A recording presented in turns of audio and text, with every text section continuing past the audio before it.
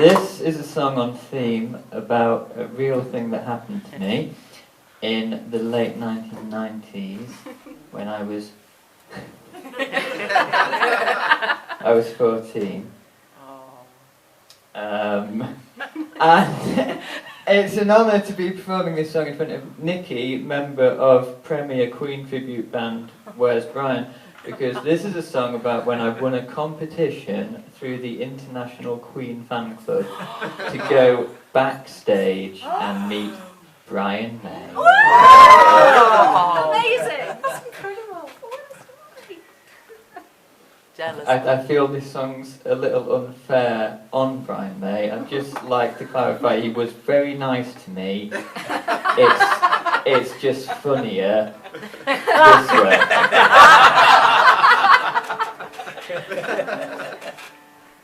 This is a song about Brian May, the guitarist who's into astronomy. It takes place in 1998, when Brian's career wasn't going so great. He just released a new solo LP, and the reviews were derisory.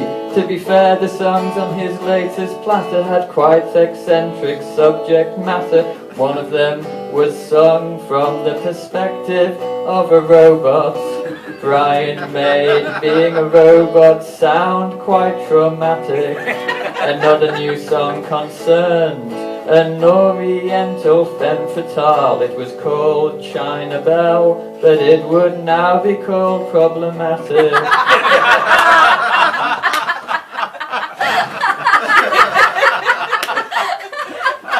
There's 4 pages of this. We're ready!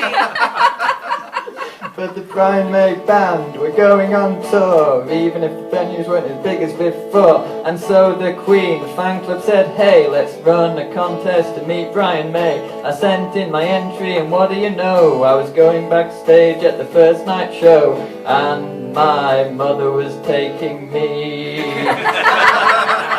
On the day of the show, we came to the Theatre Royal in Nottingham and sat in a backstage reception area and waited there for many hours. But Brian's PA was very friendly. Her name was Julie Glover, and she took very good care of me and my mother. She looked like she worked in customer service, or maybe HR. Hardly looked like the right-hand woman of a world-famous rock star. After 2 hours, Brian's bassist arrived and asked the theatre staff if they could urgently find him an osteopath. I asked my mother, what's an osteopath? It didn't sound very rock and roll.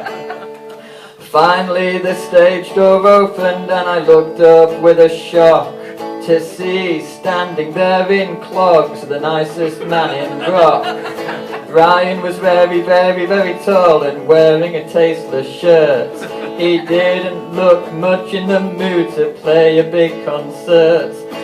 We hung out backstage, Julie brought me a Coke.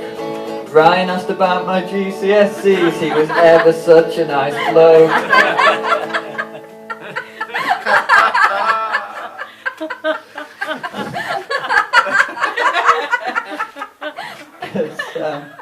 I was doing GCSE music, and he said, oh, good man, and shook my hand.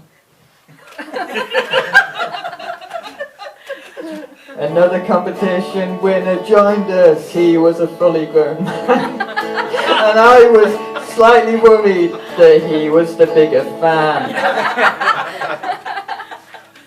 Did you only have one line written on that piece of paper? So, as you remember, there was another competition winner, and I was worried he was the bigger fan, because he was also going to the next night's gig at the Albert Hall, and he asked Brian to sign his copy of the withdrawn 12-inch picture sleeve of Hammer to Fall, which I knew from reading Record Collector magazine was worth approximately £120. And remember, this was more than 20 years ago, so it's probably increased in value quite a bit since then.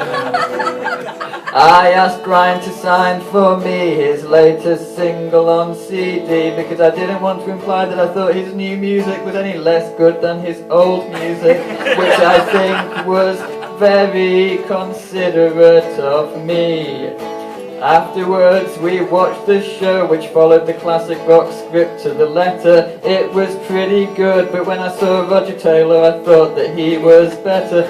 Brian did lots more songs by Queen than songs released in the last year, suggesting he was already losing faith in his solo career. For behind the scenes there was turmoil in the life of Brian May, and what happened next would cast a shadow on that day. Several months later, my dad came home with a tabloid paper. The front page announced that Brian May and Anita Dobson had split up because he'd been cheating on her with another. My dad said accusingly, "What do you know about this?" as he waved the paper at my mother. But Brian May wasn't having an affair with my mother. He was having an affair with his PA, Julie Glover. I was surprised to learn of this unlikely whirlwind romance, cause Julie hadn't struck me as a very fat-bottomed girl. And Brian had made his preferences on that subject very plain. Happily, Anita Dobson took Brian back and they've been together ever since. I don't know what happened to Julie the PA.